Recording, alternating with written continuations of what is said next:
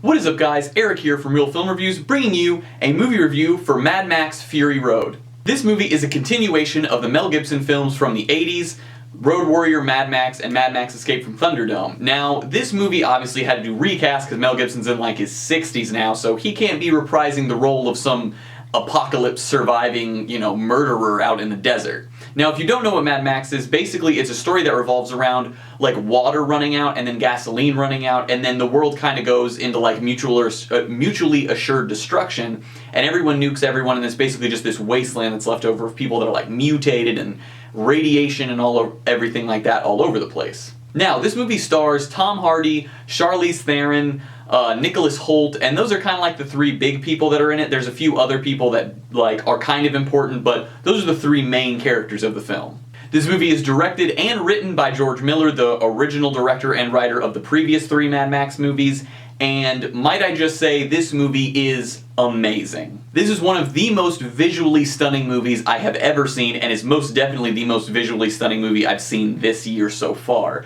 The performances in it are pretty good. Tom Hardy's good. He doesn't have a ton of dialogue. A lot of it is told through his actions in the movie. Charlize Theron's good. Nicholas Hoult's pretty good. All of their roles kind of are on par with what I would expect out of the film. No one really blew me away with anything they did, but I was very happy with all the performances that were in the movie. Now, the story in this movie basically revolves around Mad Max being captured in the beginning, and then he's taken to this place where this like warlord, almost god-like worshipped man is, and he kind of controls this water and has all these people called war boys, and basically he has to escape, and Charlize Theron is a member of this place, and then she decides to kind of like commit treachery and steal one of the rigs and go away, and then it's basically just her and Max kind of meeting up, and then chaos and action and all kinds of awesome stuff ensues. Now, this movie was phenomenal to me. This was a perfect action movie. This is a movie you can go to, buy a big bag of popcorn, and just sit down and eat it as you watch these amazing shots, like wide shots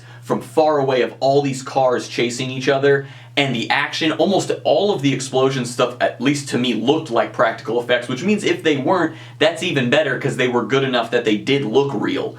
And the action is just filmed so smoothly. There's no shaky cam, there's no weird cuts all over the place. The only real problem with the directing that I found was occasionally in a scene, it would take like a close-up scene of action that was happening, and then it would cut away to go to a scene that's happening like from a distance, so you could see the full, everything that happens to it. Since it's taking place in a car chase, basically almost all the action does, so it wants to give you that wide shot to show you what happens with the vehicles, which is completely fine with me because you're basically cutting away from something that would have been cool to look at something that's just as cool. Now, all the choreography in the movie, the lighting, the cinematography, the directing, the framing, everything in this film is amazing. The villain is really cool. The only really cons with this movie are the villains. You don't really get a ton of backstory on. You get a little bit here and there.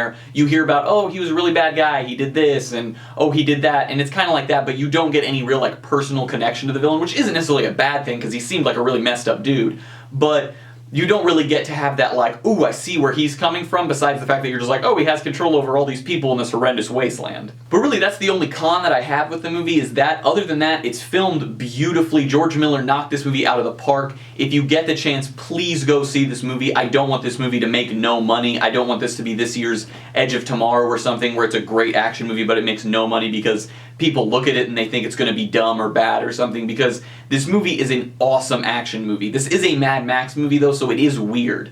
It's not like your casual like, oh, shoot 'em up and then we drive cars and stuff and there's explosions.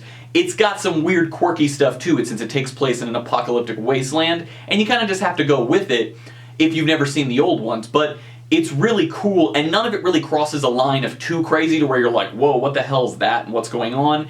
It's all just very, fitting for the setting you're in for the film. Well guys, I'm going to give George Miller's Mad Max Fury Road an A-. I really enjoyed this movie. All of the action is filmed perfectly. The sets are amazing. Everything is really good. The performances are pretty, good, being on par with the movie that it is.